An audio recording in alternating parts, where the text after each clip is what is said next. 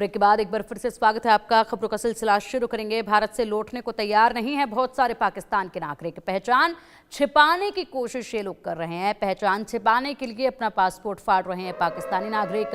पाकिस्तान का अपने लोगों को वापस लेने से भी इनकार देखा जा रहा है। पासपोर्ट ऑफिस में दर्ज पते पर भी मौजूद नहीं है पाक नागरिक। अब सोचिए जरा, ये हालात हैं जब इनको वापस इनके वतन भेजा जा रहा है तो जाने को राजी नहीं है, क्योंकि इन्हें भी पता है इनके वतन इनकी हकीकत क्या है और वहाँ पर हालात कैसे हैं। अब सोचिए ज़रा, इनको जब वापस यहाँ से भेजा जा रहा है, कार्रवाई जब की जा रही है तो अपनी डिटेल्स छिपाई जा रही है, पहचान छिपाई जा रही है। दूसरी तरफ पाकिस्तान भी इन्हें वापस नहीं लेना चाहता है, भारत से लौटने को अब ये तैयार नहीं है और ऐसे में अपने पासपोर्ट तक फाड़ने पर मजबूर हो रहे हैं।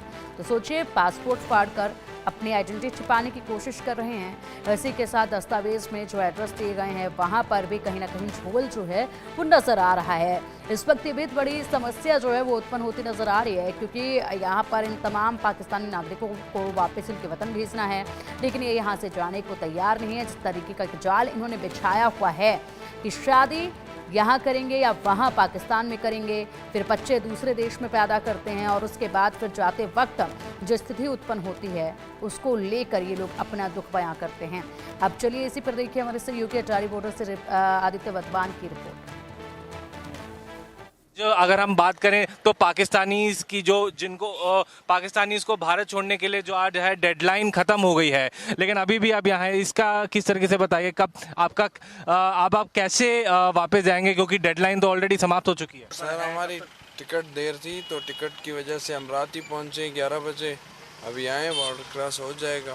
तो क्या आपको कितना समय लगेगा आज निकलने में, क्योंकि अभी डेडलाइन है खत्म हो चुकी है और अभी आप भारत में ही हैं? कब तक सर अभी ये क्या बता सकते, कब तक अंदाजा कुछ भी पता नहीं है। फिलहाल वेटिंग में बैठे हुए हैं, वेटिंग में हो जाएगा काम। तो पाकिस्तान में कहाँ के हैं आप? बलूचिस्तान, कोयटा। बलूचिस्तान। तो अभी भारत में आप कहाँ रह रहे थे और कितने समय से भारत में थे? इंदौर में रह रहा था सर, 15 दिन से यहाँ पे था मैं। मैडम आपका क्या नाम है और आप पाकिस्तान में कहाँ से हैं? नम्रा मेरा नाम है। मैं पाकिस्तान, मेरी शादी हुई है लाहौर शादी हुई है। तो आप भारत में कब से रह रही थी और क्या आपका पूरा मायका भारत में है? मैं इंडियन हूँ। मेरा मायका इधर है, ससुराल पाकिस्तान है। लाहौर में 5 अप्रैल को आई थी इधर अपने पापा से मिलने। उनकी तबीयत थोड़ी डिस्टर्ब थी इस वजह से, तो उधर मेरी बच्ची है 2.5 साल की। अभी जैसे डेडलाइन समाप्त हो चुकी है, कल तक की डेडलाइन थी, तो अभी तक आप नहीं जा पाई हैं वापस पाकिस्तान, तो उसका क्या कारण रहा है? मैं आई थी पहले भी तो उन्होंने वापस कर दिया था, और फिर अब जो दूर है उनको जब पता लगेगा उन्होंने तभी निकलना है ना, उनके लिए भी तो आने का मसला है ना। मैं रात को निकली, अब इस टाइम इधर आई हूँ।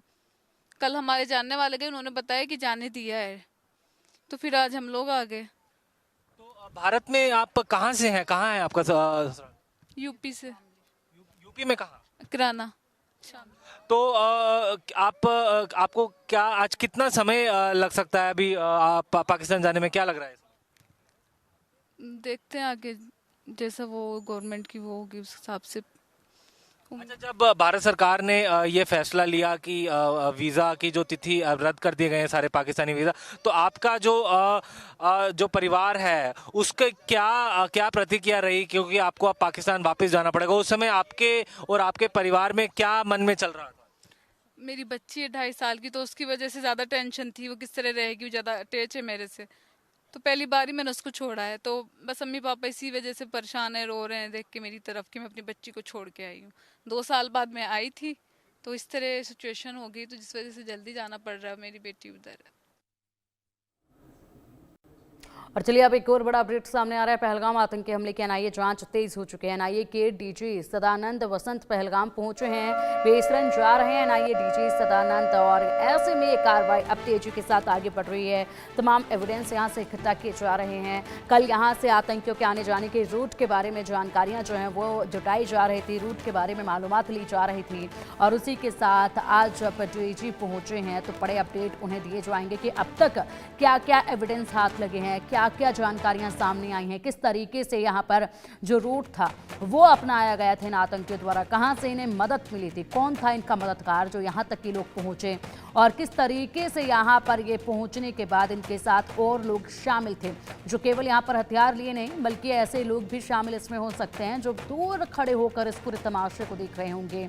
इस तरीके से भी जांच जो है इस पूरे मामले में की जा रही है। फिलहाल यहाँ पर हमारे साथ खास मेहमान जुड़ चुके हैं, खास मेहमानों का रुख करेंगे और साथ ही साथ पाकिस्तान की स्थिति पर हम बात करेंगे। हमारे साथ हैं रिटायर्ड लेफ्टिनेंट कर्नल जो एस सोडी जी, रक्षा विशेषज्ञ हैं। सर बहुत स्वागत है आपका इंडिया न्यूज़ पर। और साथ ही पाकिस्तानी पत्रकार नौखेज शाही जी हमारे साथ हैं। शाही साहब बहुत स्वागत है आपका भी इंडिया न्यूज़ पर। Thank you. चर्चा की शुरुआत करेंगे। सबसे पहले सोडी सर आपसे जानना चाहेंगे स्थिति इस वक्त जो है वो आप पूरी तरीके से देख रहे हैं, एनआईए की जांच जो है वो काफ़ी तेजी के साथ आगे बढ़ रही है। आज डीजीपी यहाँ पहुंचे हुए हैं, पूरी तरीके से बारीकी से जांच की जा रही है। सबसे बड़ा सवाल जो है वो अंदरूनी मदद जो मिली है उसके पूरे नेटवर्क को खंगालना इस वक्त बना हुआ है। उस नेटवर्क को खंगाल कर ध्वस्त करना बेहद बड़ा एक टारगेट है जो कि पूरा करना है बेहद जल्द, तभी जाकर यहाँ पर आतंकी सर्वाइव करने से रुक पाएंगे। तो उसकी तरफ भी ये जांच हो रही है, साथ ही साथ और भी बेहद से अपडेट जो है इस जांच से जुड़े हुए सामने आए हैं। जय हिंद पिंकी जी, ये मेरा सौभाग्य कि मैं आपके न्यूज चैनल पर हूं और विख्यात को पैनलिस्ट के साथ हूं। देखिए, जैसे एक इंसान को जीवित रहने के लिए हवा चाहिए होती है, उसी प्रकार आतंकवादियों को कोई भी कार्रवाई करने के लिए स्थानीय समर्थन या लोकल सपोर्ट बहुत जरूरी होता है, अन्यथा वो कोई भी जगह में 1 घंटा भी नहीं टिक सकते। तो डेफिनेटली भारत सरकार ने अब ये जो ऑपरेशंस को एक नई तीव्रता दी है, जिसके तहत कई स्थानीय लोगों को गिरफ्तार किया जा रहा है, उनसे पूछताछ हो रही है। ये बिल्कुल एक सही और सटीक कदम है, क्योंकि जब तक हम लोकल सपोर्ट या स्थानीय समर्थन पे पूरा दबोच नहीं लगाएंगे, जब तक उसको पूरी तरह खत्म नहीं करेंगे, आतंकवाद को खत्म करना बहुत मुश्किल होगा। क्योंकि यही कुछ स्थानीय लोग हैं जो पूर्ण समर्थन देते हैं आतंकवादियों को, तभी ये आतंकवादी आ सकते हैं, ये दहशत की कार्रवाइयां कर सकते हैं और निकल सकते हैं। तो डेफिनेटली भारत सरकार ने ये जो मुहिम चलाई है, हमारे जो सुरक्षा बल है वहां पे, चाहे सेना हो, पैरामिलिट्री फोर्सेज हो या जम्मू कश्मीर पुलिस हो, वो दिन रात वहां पे काम कर रही है और थोड़े समय में ही ये पूरा खुलासा हो जाएगा कौन कौन से स्पेसिफिक लोकल्स थे जिन्होंने इन आतंकवादियों का समर्थन किया।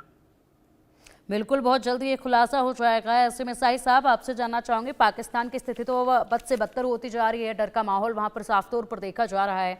तमाम बड़े दिग्गज जो हैं वो डरे हुए नजर आ रहे हैं और डरे हुए इसलिए नजर आ रहे हैं क्योंकि जो जानकारियां सामने आ रही हैं, आपके फजलुर रहमान जो हैं वो यूके हाई कमीशन पहुंचे, वहां से संपर्क वो कर रहे हैं, वहां पर गुहार वो लगा रहे हैं कि भारत से तनाव जो है वो कम करवाया जाए। शहबाज शरीफ जो हैं वो यूएस से अपील कर रहे हैं।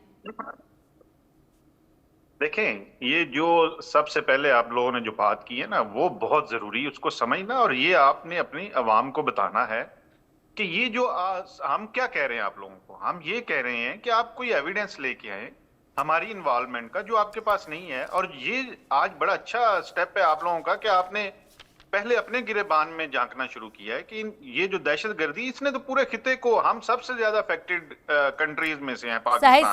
शाही साहब एविडेंस आपको कितनी बार दिए जाएं? एविडेंस कितनी बार दिए जाएं? इतने नहीं, आप एविडेंस की बात कर रहे हैं, एविडेंस देने का वक्त खत्म हो गया। आप लोग हमेशा करतूते अंजाम देते हैं, फिर एविडेंस आप मांगने लगते हैं। आप मेरी आवाज म्यूट कर देते हैं, ये ऐसे बात नहीं हो सकती जब आप मेरी बात नहीं सुनेंगे। मैंने आवाज आपकी कब म्यूट किए गई? आप इल्जाम आप लगा रहे हैं बेवजह के। प्रोग्राम में बात चले, मैं वक्त जाया नहीं करता इन चीजों पे, ये एक स्टंट है इंडियन मीडिया का कि आप लोग डी ट्रैक करते हैं लोगों की जो बात कर रहे होते हैं। बात ये है कि बड़ी अच्छी बात है, पहले आप अपने घर में ये देखें कि किन लोगों को सपोर्ट किया है, वो कौन लोग थे, पहले उनको सामने लेके आए दुनिया के सामने। उनको कहां से मदद मिली? मदद तो डेफिनेटली आपके अपने लोग थे ना, वो बाहर से थोड़ी आ गए हैं। यानी वो 230 किलोमीटर अंदर घुस गए हैं, आप कहते हैं टेररिस्ट पाकिस्तान से आगे घुस गए हैं, जिसका कोई वजूद ही नहीं है, जिसकी बात का कोई वजन ही नहीं है। आप कह रहे हैं सबूत लाकर दिखाएं। आप चलिए ठीक है, आप इस चीज पे अब आप सुनिए शाही साहब, पूरे शो में मैं सिर्फ आपको नहीं सुनूंगी। नहीं, अब बात शुरू नहीं की, पूरे कार्यक्रम में मैं सिर्फ आपको नहीं सुन सकती हूँ। शाही साहब अब बात सुनिए जरा। पहलगाम का एक दोषी है हाशिम मूसा, पहलगाम का एक दोषी है हासिम मूसा, जो कि पाक आर्मी में था, पाक आर्मी में था, जो कि पाकिस्तान की आर्मी में था। आप सोचिए जरा, सबूत आपको कितने देंगे? हर बार आप सबूत मांगने लगते हैं, बार बार आप लोगों को सबूत दिए जाते हैं, लेकिन बावजूद इसके आप एक ही रट लगाते हैं। कहां से आप प्रूव कर पाएंगे? अब देखिए, इनको आप स्वीकार करने को तैयार नहीं है। फिलहाल एक बड़ा अपडेट है, उस अपडेट पर रुक करेंगे, उसके बाद आपकी बात सुनेंगे। जम्मू कश्मीर में एनआईए की बड़ी छापेमारी देखी जा रही है। कुपवाड़ा, हंदवाड़ा, अनंतनाग, त्राल में रेड की जा रही है। पुलवामा, सोपोर, बारामूला, बांदीपोरा में रेड की गई। 100 संगठनों से जुड़े लोगों के ठिकानों पर ये रेड की गई है और ऐसे में कार्रवाई बेहद तेजी के साथ देखी जा रही है। 100 संगठनों से जुड़े लोगों के ठिकानों पर ये रेड की जा रही है। अब इस पूरे नेटवर्क को बेहद जल्द ध्वस्त किया जाएगा। पहलगाम आतंकी हमले में बड़ा पर्दाफाश हुआ है। अल्ट्रा स्ट्रेट कम्युनिकेशन सिस्टम का इस्तेमाल किया गया। इस सिस्टम को आतंकी इस्तेमाल कर रहे थे। अल्ट्रा स्ट्रेट कम्युनिकेशन सिस्टम के 2 सिग्नल ट्रेस हुए। बिना सिम के कम्युनिकेट और मैसेज कर रहे थे आतंकी। जांच में इस सिस्टम के 2 सिग्नल ट्रेस किए गए हैं और अब इसमें जांच आगे बढ़ेगी तो इसके बाद पता चलेगा कहां पर संपर्क जो है वो साधा जा रहा था। साहिब साहब, बीच में अपडेट आते रहेंगे, वो अपडेट मैं जरूर लूंगी क्योंकि वो मेरा काम है और उस वक्त आप ये नहीं कहेंगे कि म्यूट करके मुझे सुना नहीं जा रहा है। अब आप अपनी बात पूरी कीजिए। मिनट देंगे आप। पहले तो मुझे बड़ी खुशी हुई कि इस प्रोग्राम से पहले आपने जनरल बख्शी की कुछ स्टेटमेंट नहीं चलाई, क्योंकि वो सबसे आपने रखा हुआ है इस तरह की गलत प्रोपेगेंडे के लिए जनरल बख्शी को कि चला दो जी, बस मार दो, कटाई कर दो। अब आपको थोड़ी सी होश आनी शुरू हुई है इंडिया की हुकूमत को, इंडियन मीडिया को, जब आपको पूरी दुनिया से एक सुबकी हुई। अब आप पूरी CNN, BBC, फॉक्स, कोई भी मीडिया देखें, ये इशू उधर चल ही नहीं रहा। बेसिकली एक छोटी सी न्यूज है जो पाकिस्तान और इंडिया के दरमियान एक टेंशन चल रही है। आप लोगों ने जिस तरह हाइप क्रिएट की, अब आप जगह पे आना शुरू हुए। अब आपको होश आई, हमें देखना पड़ेगा ये कौन लोग मुलव्वस थे, उनको पहले ट्रेस करें, उनको पहले पकड़ें जो आपके अपने लोग थे। और मुझे पता है कि अभी देखें, एक हफ्ता हो गया, आप दुनिया के सामने कोई एक सॉलिड एविडेंस भी नहीं लेके आ सके। उसकी रीजन ये थी, that was the drama, full drama था। हो गया साहिब साहब, अब आपने बोल लिया, अब आप कहेंगे। देखिए, समय इतना ही मिलता है क्योंकि पूरी चर्चा के लिए भी समय बहुत कम होता है। अब आपने इतना बोला है, अब मैं आपको जवाब देती हूँ। अब मैं आपको जवाब देती हूँ। आपकी तरफ से TRF जो है वो जिम्मेदारी लेता है, उसके बाद जिम्मेदारी से वो पलट जाता है। हमेशा इसी तरीके से आप लोगों के यहाँ से बयानबाजियों का सिलसिला देखा जाता है। एक तरफ आप गीदड़ भपकियां दे रहे हैं, दूसरी तरफ आप लोग मदद मांग रहे हैं, चीन से पैसे की मदद आप मांग रहे हैं, इधर आप सबूत भी मांग रहे हैं। आप सोचिए जरा, क्या आप बातें करते हैं? आपके यहाँ के क्रिकेटर हैं, वो भी बड़ी बड़ी बातें कर रहे थे, कह रहे थे कि उन्होंने खुद किया है और खुद वो इस चीज में शामिल थे, वो इस तरह के बड़े बयान दे रहे थे। लेकिन क्या आपको उस क्रिकेटर की हकीकत पता है? अफरीदी जो है उनकी हकीकत पता है क्या? उनके जो कजन ब्रदर थे उनको मार गिराया गया था, उनके कजन ब्रदर को मार गिराया गया था क्योंकि वो भी आतंकी थे। और उस वक्त मीडिया ने जब उनसे बात की थी तो उन्होंने क्या कहा था? उन्होंने ये कहा था कि हम लोगों का खानदान इतना बड़ा होता है, हम अपने कजन्स को सभी को जान भी नहीं पाते हैं। सोचिए, इस तरह का बयान उन्होंने दिया था। इन जैसे लोग जो है सबूत मांगते, और वही काम अब आप कर रहे हैं। अब देख लीजिए, आपके क्रिकेटर थे जो बड़े, जिस तरीके की जुबान में अभी आपने बोला है ना, जिस तरह की जुबान में, सर अब सुनिए, सर अब आप सुनिए, जिस तरह की जुबान में अभी आप बोल रहे हैं कि खुद किया है, प्रूफ कोई है नहीं, यही सेम शब्दों का, यही एग्जैक्ट वर्ड्स का यूज उन्होंने किया था। और उनकी हकीकत जब सामने लाई गई तो उसके बाद अब वो अपने बयान देने से रुक गए हैं। अब सोचिए जरा, उनके खुद के कजन ब्रदर जो है एक टेररिस्ट थे जिनका खात्मा किया गया था हमारे BSF ने। अब ये सोचिए। अब चलिए ठीक है, सॉरी सर, सॉरी सर। देखिए, साहिब साहब को आपने सुना है, जरा साहिब साहब सुनिए, आपकी बॉडी लैंग्वेज आपकी बातों का साथ नहीं दे रही। आप मुझे मत बताइए और इंडियन मीडिया को मत बताइए कैसे काम करना है, कैसे नहीं करना है। बहुत देर से आप यही कर रहे हैं, इंडियन मीडिया का यही होता है, यही होता है। अब आप बॉडी लैंग्वेज पर बात कर रहे हैं, आप मुझे सिखाएंगे? जो आपसे सवाल किए जा रहे हैं, उन सवालों का जवाब आप दे नहीं रहे हैं। आपके मंत्रियों के जो बयान है उन पर मैं बात कर रही हूँ, उस पर बयान करना नहीं है, क्योंकि आप लोगों को यहाँ पर मुद्दे पर बात ही नहीं करनी है। ठीक है, ठीक है साहिब साहब, आप चुप बैठिए, बहुत वक्त मैंने दिया है। सॉरी साहब, आप साहिब साहब को सुन रहे हैं, क्या कहेंगे? बोल के थक गए हैं बेसिकली ना। अब और आप लोग मदद मांग मांग के नहीं थकते हैं, भीख मांग मांग के नहीं थकते हैं। खैर, अब साहिब साहब दूसरों को बोलने दीजिए। सॉरी सर, अपनी फैमिली के पास जाते हैं।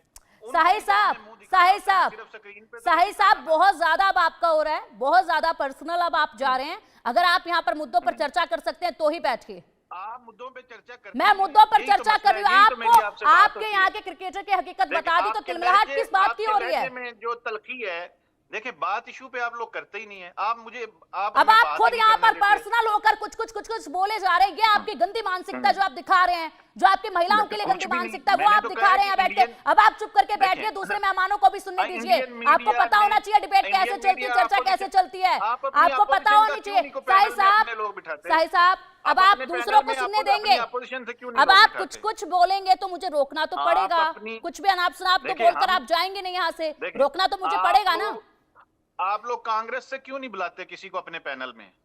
फिलहाल हमारे पाकिस्तान के उसमें कांग्रेस, आपने बयान सुने हैं? पूरा विपक्ष यहाँ पर एकजुट है, आप लोगों की तरह नहीं है। आप लोगों की तरह नहीं, हमने तो बयानबाजियां नहीं आ रही है। यहाँ पर सब हमने एकजुट तो है, बयान- पूरा देश। हमने- ओवैसी जी का, ओवैसी साहब का भी जिक्र कर लीजिए। ओवैसी साहब का आपके यहाँ से बयान आप आया था, लोग- आपके यहाँ से बयान आया था कि लोगों एक की भी मुस्लिम अभी नेता तक अगर बोल जाए investigation- पाकिस्तान के खिलाफ तो हमें बताना। ओवैसी साहब को आपने सुना कि नहीं सुना? आप बात कर रहे हैं कांग्रेस की, उनकी ही सुन पहलगाम लीजिए, इंसिडेंट उनकी की- सुन लीजिए। पहलगाम अब ठीक है, इंसिडेंट बहुत की देर हो गया है, मैंने बहुत investigation मौका दिया report- आपको बोलने का। सोडी साहब को सुन लीजिए। अब थोड़ी दिखाइए मैं तमीज। एक सोडी बात साहब करूंगा। बोलिए।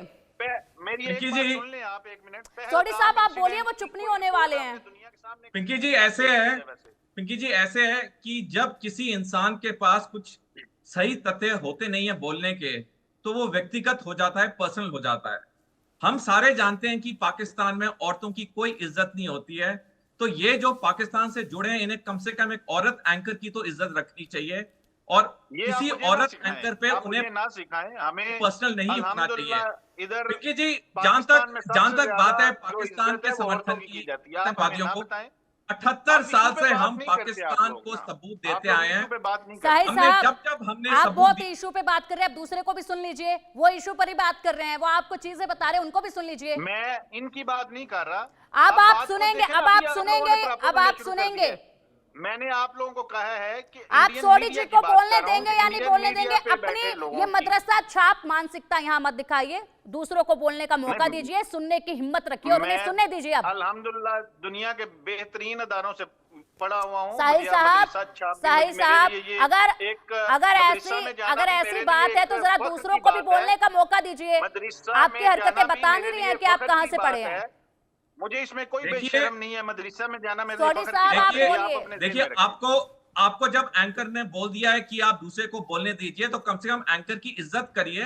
एंकर मैं दोनों बिल्कुल उनकी दोनों इज्जत दोनों करता हूं। पक्षों के लिए है। मैं उनकी इज्जत आप लगातार करता हूं। बोली मैं जा रहे आप हैं, उनकी- आप एंकर की बात नहीं मान रहे, आप मेरे को नहीं बोलने दे रहे। मैंने तो आप लोगों की बात सुनी, उस पे आप लोगों ने ये आपकी जो- शुरू किया, मुझे नहीं आपकी जो बोलने दिया। तालीम, जो आप कह रहे हैं, आपने अच्छे स्कूलों चले कॉलेज आप से बात की है, करें मेरे ना, को आप बहुत बात शक है, करें, आप आपकी अपना आपकी पॉइंट तालीम पे शक हो रहा है मेरे को। प्रोग्राम कम से कम आप दूसरे को बोलने आप दीजिए, पहलगाम कम से पे कम महिला प्रोग्राम एंकर कर की रहे हैं ना, इज्जत उस पे करिए। बात कर आप रहे हैं तो आप। लगातार बोली जा रहे हैं, जो आपके मन में आ रहा है बोली जा रहे हैं।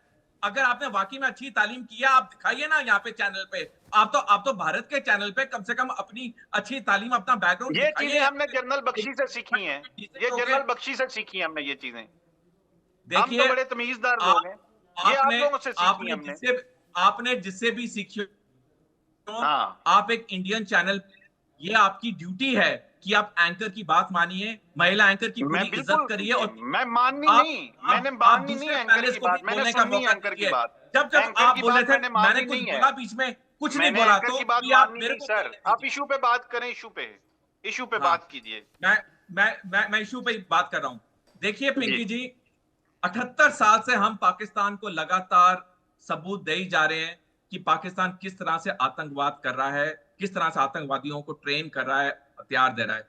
क्या 78 साल में पाकिस्तान ने एक बार भी माना है? हमने दाऊद इब्राहिम पे 23 डोजेर दिए हैं, पाकिस्तान ने हमेशा उसको नकार की बात करें ना तो सर। जहां तक पहलगाम जहां तक पहलगाम की बात है, ऑलरेडी पब्लिक डोमेन में है कि ये जो 4 आतंकवादी आए थे, इनके पास M4 अमेरिकन हथियार थे, जो कि भारतीय सेना के किसी सैनिक के पास नहीं है। बल्कि M4 हथियार भारत में मिल ही नहीं सकता है। आप जितना पैसा खर्च कर लो, आपको M4 हथियार मिलेगा नहीं। इसीलिए तो ये फोर्सेस ने उनको दिया ना, यही तो हम कह रहे ये हैं ना। पाकिस्तानी सेना ने इनको दिए हैं। दूसरी चीज, जिस जगह पे वारदात हुई है, वहां पे पाकिस्तानी करेंसी मिली है। भारत में कोई पाकिस्तानी रुपए को इस्तेमाल नहीं करता है, पीकेआर को कोई इस्तेमाल नहीं करता है। तीसरी चीज, जो पब्लिक डोमेन में आई है। ये जो आतंकवादी आए थे वहां पे, जो उनके सिग्नल कम्युनिकेशन निकाले गए हैं, उनके तार सीधे पाकिस्तान से जुड़े हैं, जहां पे उन्होंने पाकिस्तान से बातचीत की है एक चाइनीज सैटेलाइट टेलीफोन के जरिए। नंबर तो अभी पब्लिक डोमेन में नहीं आया क्योंकि वो तहकीकात हो रही है। नंबर आपकी इंटेलिजेंसिया इतनी चाइनीज सैटेलाइट है कि वो आज किया तक गया है नंबर नहीं ट्रेस पाकिस्तान में कर कॉल करने के लिए। साहिद साहब, वाकई में बड़ा अफसोस है, कितनी जहालतपंती आप यहाँ पर कर रहे हैं बैठकर, किसी को सुन तक नहीं रहे हैं आप, क्योंकि सच्चाई हजम नहीं होगी ना। चलिए फिलहाल बड़ा अपडेट, अफरीदी ने खुद खोल दिया पाकिस्तान की पोल, भारत पाक में बढ़ते तनाव के बीच में बड़ा बयान दिया है। बलूचिस्तान खैबर में हमारी सेना पहले ही पिट रही है, पहले से कई मोर्चों पर पाक सेना फंसी हुई है, पहले ही युद्ध जैसी हालात यहाँ पर बने हुए हैं, इन हालातों से लड़ रही है हमारी सेना। भारत पाकिस्तान के बीच बढ़ते तनाव के बीच पाकिस्तान के अंदरूनी हालात पर एक बड़ा बयान सामने आया है। यह बयान किसी राजनेता या सुरक्षा विश्लेषक का नहीं है, बल्कि पाकिस्तान के पूर्व क्रिकेटर शाहिद अफरीदी का है, जिन्होंने साफ कहा है कि पाकिस्तानी सेना पहले से ही युद्ध जैसी हालात में है और इन हालातों से लड़ रही है और वो कई मोर्चों पर फंसी हुई है। अफरीदी ने बलूचिस्तान और खैबर पख्तूनख्वा में जारी अस्थिरता का जिक्र करते हुए कहा कि हालात बेहद गंभीर हैं। Balochistan liberation army, Balochistan liberation front और तहरीक तालिबान पाकिस्तान जैसे आतंकी संगठनों के लगातार हमलों से सेना को भारी नुकसान उठाना पड़ रहा है। साहिद साहब, यहाँ पर आपने सबूतों की बात की थी, सोडी साहब ने बेहद सी जानकारियां महत्वपूर्ण आपको दी है जो आप स्वीकार नहीं कर पा रहे थे, और ऐसे में आप बात जब पुराने सबूतों की भी की गई तो उनको भी आप स्वीकार नहीं कर पा रहे थे, तब आपने कहा पहलगाम पर बात कीजिए, पहलगाम पर भी बात की। अब देखिए, जो लैंग्वेज आप शुरुआत में बोल रहे थे ना, बिल्कुल ठीक शाहिद अफरीदी ने इस्तेमाल किया था इन्हीं शब्दों का कि कोई सबूत तो होता नहीं है, खुद किया हुआ है, उसके बाद उनकी हकीकत सामने आई। अब इनका बयान या नया सुनिए, आपके अंदरूनी हालात यहाँ के आपके ही लोग बता रहे हैं। देखिए, बात ये है कि आप इशू पे बात नहीं करते। आपके पास, आपने दुनिया को क्या एविडेंस दिखाया अभी तक इस इशू में? आपके पास आपका, यानी आप मुझे बताएं, आप अपने सियासी लोगों को इन इश्यूज पे क्यों नहीं बुलाते? अपोजिशन में क्यों नहीं लोगों को अपोजिशन से बुलाते? ये आप इशू पे बात कर रहे हैं, ये आप इशू पे बात कर रहे हैं। मैंने आपसे पूछा फजलुर रहमान जो हैं वो बयान दे रहे हैं, वो यूके हाई कमीशन में गए हैं, वहां पर कह रहे हैं यूके हाई कमीशन में, सुनिए वो बयान साहिद साहब, अब आप ये बच्चों की तरह मत कीजिए, अब आप ये बच्चों की तरह मत कीजिए, अब ये बच्चों की तरह मत कीजिए। साहिद साहब, जिस तरीके से आप कह रहे हैं यूके हाई कमीशन से वो संपर्क करके कहते हैं कि तनाव को कम करवाइए, शहबाज शरीफ जो है वो यूएस से अपील कर रहे हैं। साथ ही साथ आपको बता दें, एक और बड़ा अपडेट आपको दे दें कि आप ही के यहाँ के वो बयानात आप इधर चलाएं ना, अपनी विंडो में चलाएं ना, जिधर ये विंडो में क्यों नहीं वो बयानात आप शो करते? आप अपने देश में खबरें पढ़ते हैं, आप अपने यहाँ के हुक्मरानों को सुनते हैं कभी, उनके बयानों को सुनते हैं कभी? आपने मुझे क्यों क्या बात कर रहे हैं, क्या बात कर रहे हैं? आपने मुझे क्यों बुलाया? आपको मालूम है पाकिस्तान के रक्षा मंत्री ख्वाजा आसिफ कह रहे हैं कि अल्लाह करे ये युद्ध टल जाए, अल्लाह करे ये युद्ध टल जाए। आपके जो रक्षा मंत्री है वो दुआ कर रहे हैं, तो हम उनका ये नया बयान सामने आया है, डरे बैठे हैं, और उसके बाद आप अपनी जुबान देखिए। तो इस पाकिस्तान तो अमन का हामी है इस खित्ते में।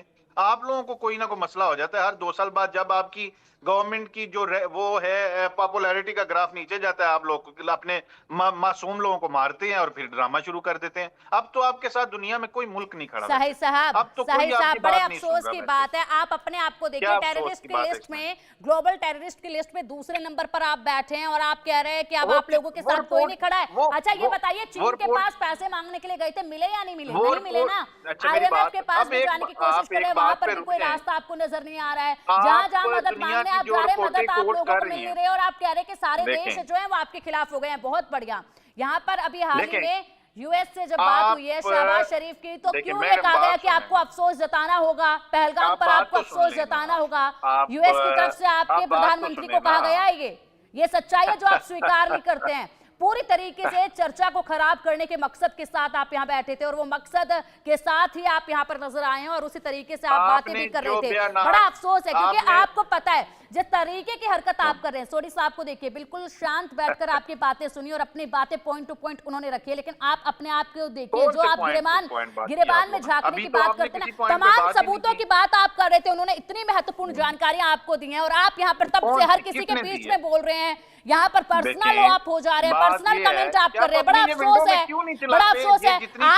आपकी जो हरकतें हैं वो बता रही है कि हकीकत जो है वो स्वीकार कर नहीं पा रहे हैं, पूरी तरीके से डरे हुए हैं, तिलमिला रहे हैं, और इसलिए यहाँ पर अब बैठ के रोना धोना शुरू कर दिया है ताकि मुद्दे पर बात ही ना हो सके, ताकि हमारी हकीकत सामने ही ना लाई जा सके। फिलहाल बहुत बहुत शुक्रिया साहिब साहब आपका इस चर्चा में बैठने के लिए और हमारा समय इस तरीके से नष्ट करने के लिए। बहुत बहुत शुक्रिया आपका। सोडी साहब बहुत बहुत शुक्रिया आपका भी इस चर्चा में बैठने के लिए और ये महत्वपूर्ण जानकारी हमारे दर्शकों तक पहुंचाने के लिए।